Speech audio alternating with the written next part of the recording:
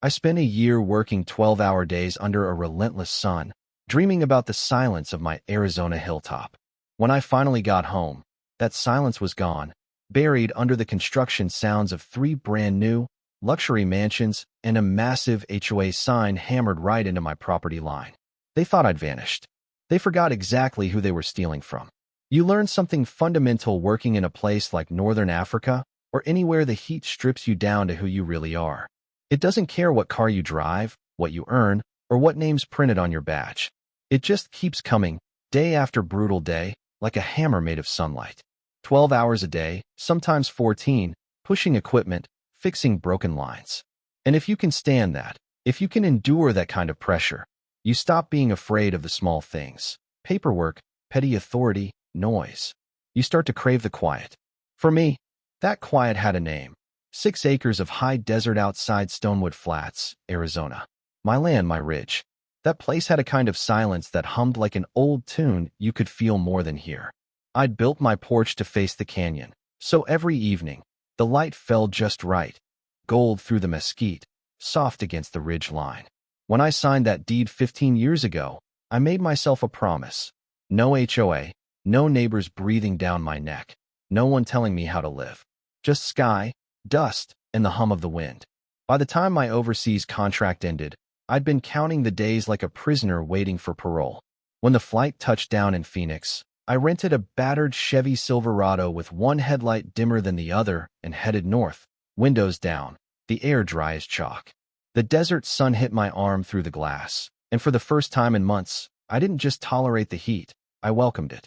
That's my kind of heat, the kind that doesn't own you. The drive took 3 hours, same as always. Highway, then blacktop, then gravel. After that, it's just the raw dirt, the kind that sticks to your boots and stays there. Every turn felt like muscle memory. I knew each bend, each ancient fence post that stood guard like a soldier from another time. I didn't have a reason to expect anything strange. Before I'd left, I'd done everything by the book, filed travel notices with the county, hired a monitoring service, shut off the power, locked the well, even taped a laminated sign inside the window that read, "Temporary absence, not abandonment." I'd watched too many people lose what they built because they trusted systems to protect them.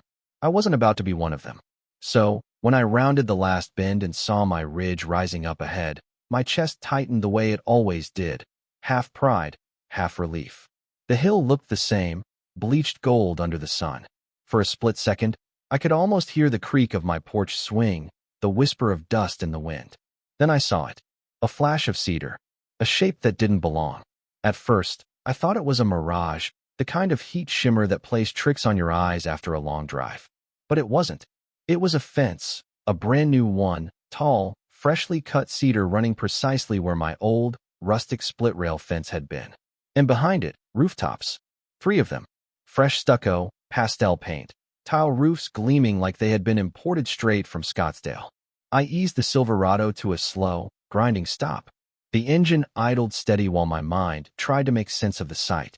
There, nestled amongst the giants, stood my house, small, square, built with my own hands. Except now it looked like a ghost, a forgotten relic surrounded by strangers. I stepped out of the truck. The wind hit me, carrying the faint hum of air conditioning units and the soft clink of wine glasses.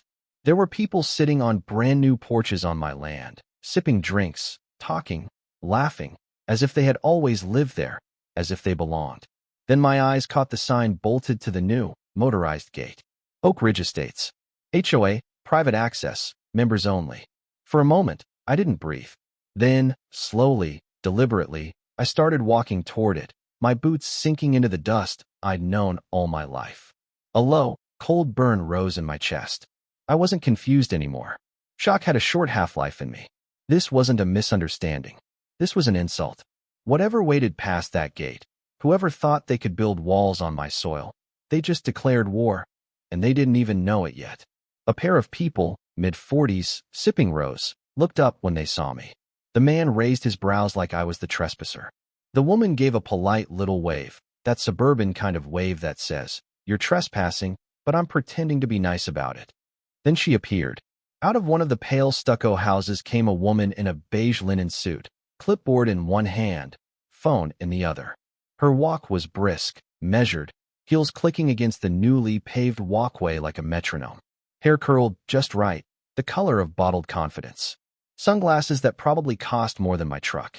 And that smile, thin, professional, cold enough to keep milk fresh. She stopped a few feet from the gate and tilted her head, assessing me like I was a misplaced package delivery. "Can I help you?" she asked. Her tone was perfectly calm, perfectly condescending. "Yeah," I said, keeping my voice rough from disuse. "You can tell me why there are 3 houses built on my land." Her lips didn't even twitch. "I'm sorry. Your land." I nodded toward the ridge. "That's my house up there. Been mine for 15 years. Bought and paid for. You can check the county records if you want." She adjusted her sunglasses, as if blocking out my very existence. "Oh, you must be looking for the HOA office. It's in the south unit, just past the stone walkway." "No," I said, steady. "I'm not looking for an office. I'm looking for an explanation." Something flickered in her eyes. Not surprise, just annoyance, like a teacher dealing with a frustratingly slow student. "Well," she said, her voice sugar-coated, "Mr. Martin. Riley Martin." She tapped her clipboard, flipping a laminated page. "Well, Mr. Martin, this property was classified as transitional use after more than 12 months of non-occupancy. No utilities, no mail service, no response to notices. Under county code, it was listed as available for provisional development." I stared at her, the words flat in my mouth. "That's impossible. I never surrendered it. I filed documentation before I left the country." "I'm afraid the process moved forward in your absence," she continued, her tone unchanged. "The Oak Ridge Estates Homeowners Association applied for emergency housing authorization under the Transitional Availability Statute. Everything was approved, all by the book." "By whose book?" I asked. "By the county's," she said, smiling again, tighter this time. "You're free to review the paperwork through our online portal, but I should warn you, our board's invested heavily. Any reversal could have significant legal consequences." That word, consequences, hit me like a spark on dry kindling. She thought she was warning me. She didn't realize she was lighting the fuse. "Let me get this straight," I said slowly, deliberately. "You built over my fence line, hooked into my utilities, and locked my gate. And you think I'm the problem?" She clasped her hands neatly over the clipboard. "Mr. Martin, I understand this is upsetting, but you have to see it from the community's perspective. The land was vacant. We've improved it. We've added value." "Value," I repeated, the word tasting like dust. "To who?" Her smile sharpened. "To everyone who matters.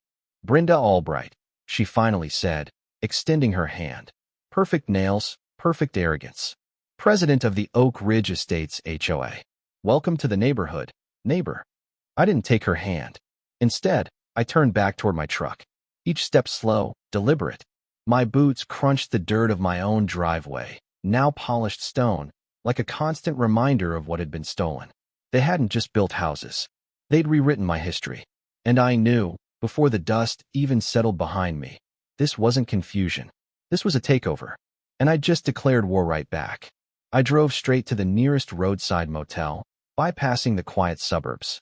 I sat there all night with a pile of papers, deed, purchase record, notarized service agreements. Every document was clean, airtight, legitimate. The county seal, the title number, the plat map, mine.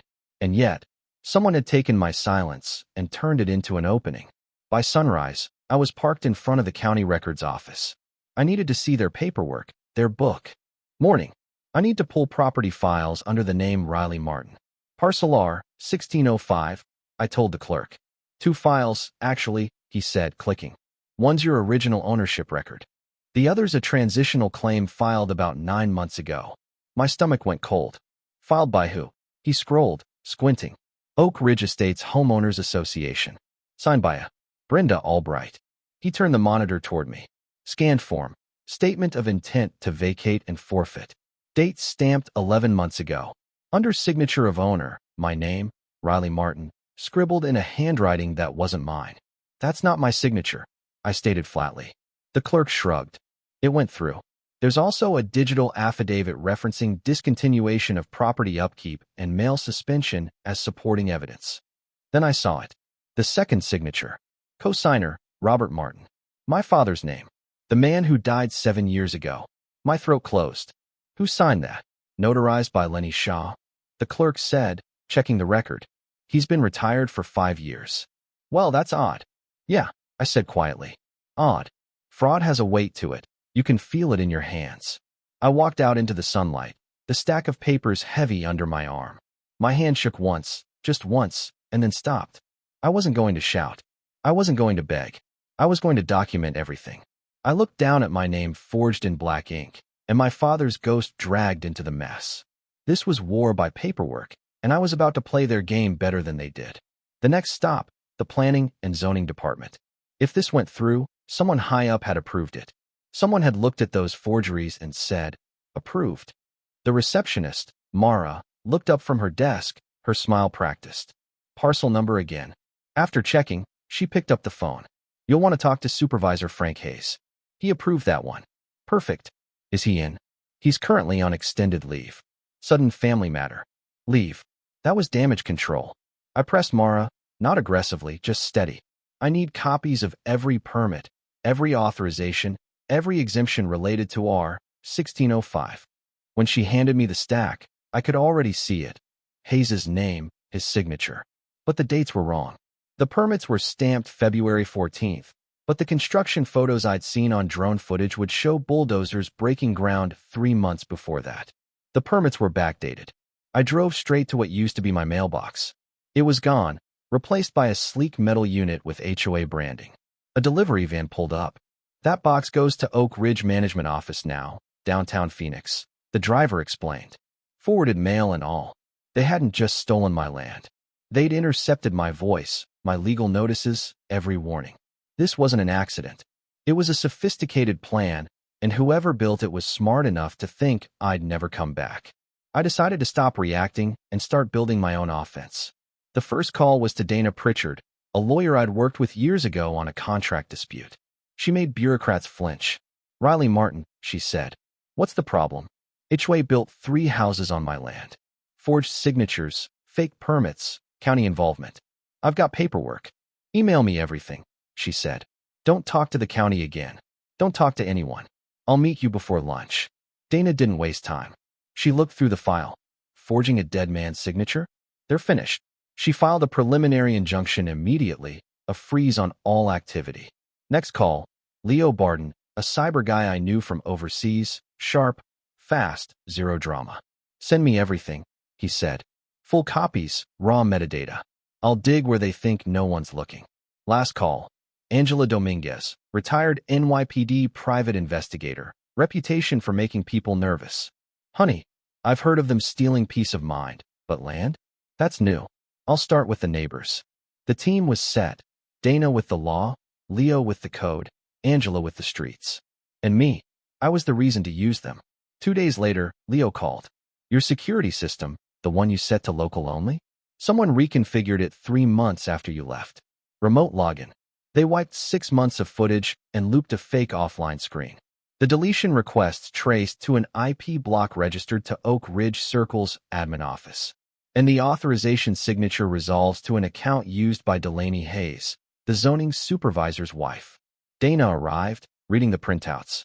HOA on the wipes, Hayes on the authorization trail. That's not sloppy. That's orchestration and intent. Angela arrived with a manila folder thick with photos from a local drone hobbyist. Geotagged, time-stamped. Bulldozers crawling like beetles months before any permit date on Hayes' approvals. Then Leo texted the smoking gun, the internal memo. No letterhead, just 15 words. Brenda wants the Martin parcel ready for full integration by Q2. Board needs this done before he comes back. Assume he won't. 15 nails hammered into whatever patience I had left. They believed distance could erase ownership. They'd mistaken silence for surrender. Intent in writing. Dana said, not smiling. We fold this into the injunction and prepare the criminal referral. We don't swing wildly. We drive straight. We drafted the final filing. Forged affidavit with a dead man's signature, digital notarization without a proper certificate, IP logs from the HOA, the memo that assumed I was a ghost. Next stop, the courthouse, Dana said. Not yet, I answered. First stop's the fence. We drove out together. I stepped to the gate, reading the sign they'd bolted there. Oak Ridge Circle HOA, Private access, members only. The metal was warm from the sun. I pressed my palm flat to the sign and pictured it gone. Let's go, I said. The quiet had become strategy. The courthouse smelled like polished wood and measured tones. The hearing room filled quick. Reporters, neighbors, 2 camera crews. Judge Evelyn Harper took the bench at 9 sharp, stern, composed. Dana stood, calm as a river. Your Honor, we will show by a preponderance of the evidence that the acts alleged were not isolated errors, but a sustained conspiracy to appropriate private property through document fraud, tampering of digital evidence, and collusion with county employees. She called the clerk, confirming the 2 files and the forged signature. Then Angela, confirming construction pre-permit via drone footage. Then Leo, confirming IP trace to the HOA office and the fraudulent digital certificate chain. When Brenda's lawyer tried to object, Dana presented the final piece, the memo. Your Honor, Dana said, her voice dropping. We have a document dated months prior to permit applications that states in plain language an instruction to prepare Mr. Martin's parcel for integration because we assume he won't come back. That sentence proves not confusion or negligence, but plan and motive. We request the court forward these findings to the district attorney for criminal investigation. The room inhaled. Brenda's face was frozen. The judge tapped her pen. Miss Pritchard, a criminal referral is a serious request. Are you prepared to certify that the evidence you've presented meets that threshold? Yes, Your Honor. We believe the evidence establishes probable cause for the crimes of forgery, perjury, tampering with public records, and conspiracy. 2 weeks later, the courthouse was packed again. Judge Harper entered. Her tone was flat, almost kind. That was worse. Miss Albright, the judge said, voice even. You've argued your actions were the result of administrative error. The evidence shows otherwise. The court finds clear and convincing evidence of intentional misrepresentation, document forgery, tampering with public records, and abuse of zoning procedure by the Oak Ridge Estates Homeowners Association acting under your direction. She delivered the hammer. This court restores full title and property rights to Mr. Riley Martin. The structures built on his parcel are deemed unauthorized and shall be vacated within 15 calendar days. The HOA is further ordered to compensate Mr. Martin for damages and misuse of utilities. In addition, this court will forward all exhibits and testimony to the district attorney's office for criminal investigation. Then the double doors at the back opened. 2 sheriff's deputies walked in. Ms. Albright, one said, you're under arrest for suspected fraud, perjury, and conspiracy. Please stand and place your hands behind your back. They cuffed her right there, in front of everyone. The click of the metal was sharp and final. She looked at me as they led her away, not with anger, but with disbelief. The look of someone whose world built on lies had finally collapsed. I drove out to the ridge alone that evening. The fence was gone, but the 2 new houses still sat there, beautiful in their wrongness. I thought about what to do with them. Demolishing them would be satisfying, but short. Keeping them meant something different. It meant turning their arrogance into my reward. I kept them, renovated one, listed the other for rent. I called it the house that HOA built. Bookings filled instantly. People wanted to stay where justice had a postal code. 2 months later, I watched the sunset from my porch again. The land was quiet. No lawyers, no fences, no trespassers. The HOA had dissolved. The conspirators were facing charges. The system, slow and creaky, had finally worked. I smile every time I see the rental checks. But the real victory isn't the money. It's the silence. It's the hum of the cicadas and the knowledge that the desert taught me one thing they never learned. You don't protect what's yours by shouting. You protect it by knowing its worth, by documenting every inch of the truth until the lie runs out of room to breathe. Now, I want to hear from you. Have you ever faced an HOA that abused its power using bureaucracy and paperwork? Do you think keeping the houses and renting them out was the perfect revenge, or should I have demolished them? Drop a comment below, hit that like button, and let's talk about the real price of freedom and how far you're willing to go to defend your space.